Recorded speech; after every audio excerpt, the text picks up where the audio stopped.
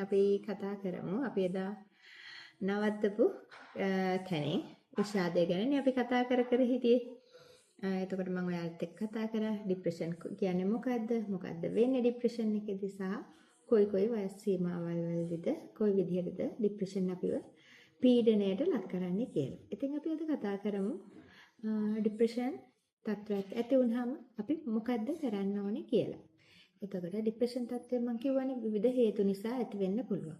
එතකොට සමහර හේතු එතකොට උඟ කලකට මම අනිත් එක පැහැදිලි කරා ડિප්‍රෙෂන් එකේ අපි එන රෝග ලක්ෂණ වල අනුව අපි වෙන් කරනවා mild, moderate, severe කියලා. එතකොට mild කියලා තත්ත්වය අඳුරන්නේ සාමාන්‍යයෙන් අපිට දුක ගතියක්, කාංසා ගතියක්, නිින්ද නොයාමේ අපහසුාවක්, එතකොට තරහ යන එකේ පොඩි ගැටලු ටිකක් ඇතිවීමක් එක රෝග ලක්ෂණ මද වශයෙන් තමයි දකින්න ලැබෙන්නේ. ඒ වගේම moderate to severe depression කියන්නේ ડિප්‍රෙෂන් තත්ත්වය අපිව ටිකක් වැඩිපුර පීඩාවට ලක් කරනවා. එතකොට මේ තත්ත්වය තමයි අපේ ජීවිතේ එපා කරවලා කලකිරීම තත්ත්වයක් ඇති කරන තරමට symptoms දැඩි ලෙස අපි කියන්නේ severe ලෙස දැනෙන්නේ. එතකොට මේ තත්ත්වය මත අපේ ප්‍රතිකාර විදිය වෙනස් වෙන්න පුළුවන්. එතකොට ඔයගොල්ලෝ දැනටමත් දන්නවා ඇති හුඟක් දෙනෙක්. එතකොට විෂාදයට අපි ඖෂධීය ප්‍රතිකාර වගේම චිකිත්සක පාවිච්චි කරනවා. චිකිත්සක කියන්නේ අපි තෙරපි කියන්නේ සහ තෙරපි වර්ග විවිධාකාරයෙන් තියෙනවා. අපි හැමෝටම වචනේ පුරුදු ඇති කවුන්සලින් කියලා. එතකොට මනෝ උපදේශන. එතකොට මනෝ උපදේශනයේ විවිධ කොටස් තියෙනවා අපි. එතකොට මේ මනෝ උපදේශනයකදී අපි වෙන්නේ අපිට අදාළ වෙන ප්‍රශ්නය මත විෂාදයට හේතු වෙන ප්‍රශ්නය, ඒ කියන්නේ අපි ගමු පෞල් ගැටලුවක් නම්, මත්පැන් භාවිතයන් නම්, විභාග ගැටලුවක් නම්, එතකොට මේ ගැටලුව निराකරණය කරගන්න අපි උදව්වක් අපි කියන්නේ ගැටලුව කියන්නේ මේක පැටලිච්ච නූල් බෝලය න නූල් බෝලේ ලෙහෙන ගමන්ම අපි කොහොමද හොඳ කෝපින් ස්කිල්ස් බිල්ට් අප් කරගෙන ડિප්‍රෙෂන් එකේ හේතු වෙන කාරණා වලට ප්‍රතිකාර යොදන්නේ කියන එක. හැබැයි ડિප්‍රෙෂන් එක හැම වෙලෙම මනෝ චිකිත්සක ප්‍රතිකාර වලින් විතරක් සුව කරන්න බෑ. මම කිව්වා වගේ මොකද මම ඉස්සෙල්ලත් පැහැදිලි කරානේ පළවෙනි ඒකේ විෂාදයේ තත්ත්වයේදී අපේ ඇඟ ඇතුලේ ප්‍රතික්‍රියාවන් කිහිපයක් සිද්ධ වෙනවා. එතකොට මේ ප්‍රතික්‍රියාවන් වල හේතුවකින්ද අපිට ඇති වෙන විෂාදයේ තත්ත්වය ටිකක් දරුණු වලට දැනෙනකොට අපි කියන්නේ බයොලොජිකල් ડિප්‍රෙෂන් එකේදී අපි වලට ඖෂධීය ප්‍රතිකාරවල සහාය අත්‍යවශ්‍ය වෙනවා. ඉතින් අපි ඖෂධ කිව්වහම හුඟක් වෙලාවට සමාජයේ බය තියෙනවා. මේ බෙහෙත් වලින් හානියක් වෙනවද කියලා. ඇත්තටම අපි කියන්නේ මේ හුඟක් අය කියන්නේ මට පිස්සු බෙහෙත් බොන්න ඕනේ නැහැ කියලානේ. ඉතින් පිස්සු බෙහෙත් කියලා එකක් නැහැ.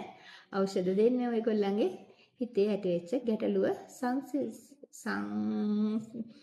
තීර්ණතාවය පහසු කරන්න. මොකද බෙහෙත් වලින් අපේ ડિප්‍රෙෂන් එතකොට ඖෂධ වලින් අර මම කියපු කිමිකල් ඉම්බැලන්ස් එක යථා තත්ත්වයකටපත් වෙන ගමන්ම ඔයාගේ සිතුවිලි ක්ලියර් වෙනවා. හරියට අර විෂාදයකදී මම කිව්වේ මනස නිකන් කැළතිච්ච මඩ ගොඩක් වගේ. එතකොට මේ මනස පැහැදිලි වතුර වීදුරුවක් වගේ කරාම එතකොට අපිට ප්‍රශ්නයක් දිහා හොඳින් බලන්න, ඒ වගේම ගැටලුවක් निराකරණය කරගන්න, සමාජයට වෙන්න සහ මේ මොටිවේෂන් එක එපා වෙච්ච ගතිය අඩු වෙලා අපිට එළියට එන්න විශාල රුකුලක් ලබා දෙනවා. එතකොට අපිට විවිධාකාරයේ ප්‍රතිකාරම තියෙනවා. විවිධ අපි කියන ඒවට ඇන්ටි ડિප්‍රෙසන්ට් කියලා ප්‍රධාන වශයෙන්ම ඇන්ටි ඩිප්‍රෙසන්ට් කිහිපයක්ම තියෙනවා. ඒ වගේම ඊට අමතරව අපිට අතුරු විෂාදයේ අනිත් ප්‍රශ්න හින්දා අපි කියන්නේ උදාහරණයක් විදිහට අපිට නිින්ද ගැටලු වෙන්න පුළුවන්.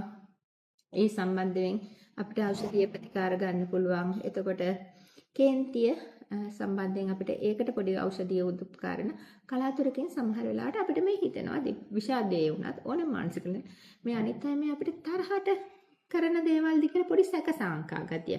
අපි මේ තත්ත්වය අපි පොඩ්ඩක් හඳුන්වනවා සයිකොටික් තත්ත්වයක් කියලා. මේ සඳහාත් අපිට විශේෂිත ප්‍රතිකාර තියෙනවා.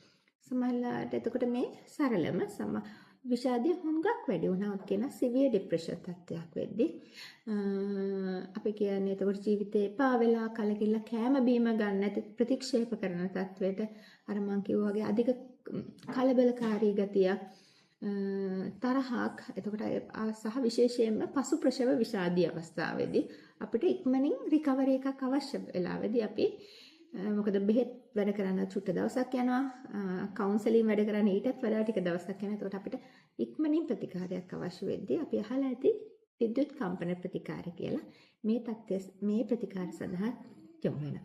මට විශේෂයෙන්ම කියන්න ඕනේ මේ හැම ප්‍රතිකාරයක්ම අවුරුදු ගාණක් තිස්සේ රිසර්ච් කරලා එවිඩන්ස් බේස් මෙඩිසින් යටතේ අපි ලෝකයේම ගයිඩ්ලයින්ස් යටතේ පිළිගත්ත ප්‍රතිකාර අතුරු ආබාධ නැත්තේ නෑ. හැබැයි 95%කට වඩා සේෆ්ටි එකක් අපි එක්ස්පෙක්ට් කරනවා සහ ඇත්තට වශයෙන්ම බොහොම අඩුවෙන් තමයි අපිට අතුරු ආබාධ දකින්න වෙන්නේ. අතුරු ආබාධ කියලාත් ඇත්තටම අපි මේ අහනවානේ වක්ගඩු හානි වෙනවද, අක්මාවට හානි වෙනවද කියලා. ඇත්ත වශයෙන්ම මේ වගේ හානි තත්ත්වයක් වීමේ සම්භාවිතාවය බොහොම අඩුයි. හුඟක් වෙලාවට අපිට දකින්න වෙන්නේ ગેස්ට්‍රයිටිස් වගේ මද ගැටලු. මේ හැම ගැටලුවකටම ඖෂධ නිසා ඇතිවෙන ප්‍රතිකාරව තියෙනවා. ඒ හින්දා කවදාවත් ඖෂධ වලට බය වෙන්න එපා. ඒ වගේම මනෝ ප්‍රතිකාරමික චිකිත්සක ප්‍රතිකාරම සඳහා අවශ්‍ය වෙලාවට යොමු වෙන්න. එතකොට සමහර අවස්ථාවලට අතටම අපි දෙක තුනම එකට යන වෙලාවලුත් තියෙනවා. එතකොට මේ තමයි මම සරලවම ප්‍රතිකාර ගැන කියලා දුන්නේ. ඒ වගේම අපේ රිකවරි එක ඉම්ප්‍රූව් කරන්න තව වැදගත් වෙනවා. අපි හැම වෙලාවම මම කියනා වගේ මත්පැන් මත්ද්‍රව්‍ය භාවිතය පුළුවන් තරම් අවම කරන එක, හොඳ ලයිෆ් ස්ටයිල් එකක් ගත කරන එක, සමබර ආහාර වේලක් ගත කරන එක, එක්සර්සයිස් කරන එක, ඔයාව ආදරෙන් බලා ගන්න එක, සෙල්ෆ් කෙයා මේන්ටේන් කරන එක සහ හොඳ සෝෂල් ලයිෆ් එකක් සහ සෙක්ෂුවල් ලයිෆ් එකක් ගත කරන එක. එතකොට මේ හැමදේම හේතු වෙන අපේ ડિප්‍රෙෂන් මානසික සෞඛ්‍ය යහපත්ව පවත්වා ගන්න. එතකොට හැමෝම මේ අහන ප්‍රශ්නයක් තියෙනවානේ. මම මේ හැමදාම බෙහෙත් බොන්නද කියලා. ඇත්තටම එහෙම අපි බෙහෙත් નિયમિત ප්‍රතිකාර විශේෂයෙන්ම විෂාදයේ තත්වයකදී අපි ඇත්තටම සිම්ප්ටම්ස් ඉම්ප්‍රූව් වුණාන් පස්සේ තව මාස කිහිපයක් නොකඩවා ප්‍රතිකාර කරන. ඒ මොකද අර අපි අයිස්බර්ග් එකේ කතාව අහලා තියෙනවානේ. අර පේනවට වඩා යට තියෙන හැංගිලා තියෙන අපේ නියුරෝබයොලොජිකල් චේන්ජස් ටික රිකවර් කරන්න සහ නැවත රෝගේ ඇතිවීම බලපන්න. එතකොට අන්තිමටම හැමෝම අහන තව ප්‍රශ්නයක් තමයි නැවත ඇති වෙන්න පුළුවන්ද? ආයේ මේ අපිට සානිට්ඨාවට සුව කරන්න පුළුවන්ද?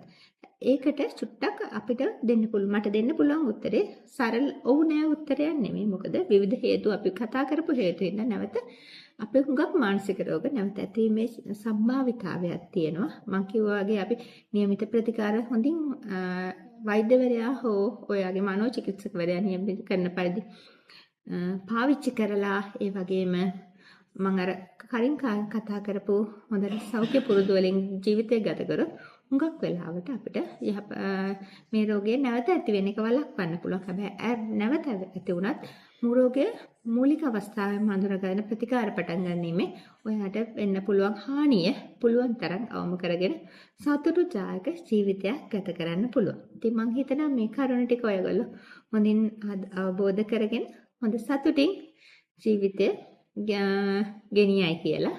ඉතින් අපි ආයෙත් දවසක හම්බෙමු වෙන දෙයක් ගැන කතා කරලා. වෙන මානසික සෞඛ්‍ය ගැටලුවක් පිළිබඳ කතා කරලා. එතකන් ඔයාලට සුබ දවසක්.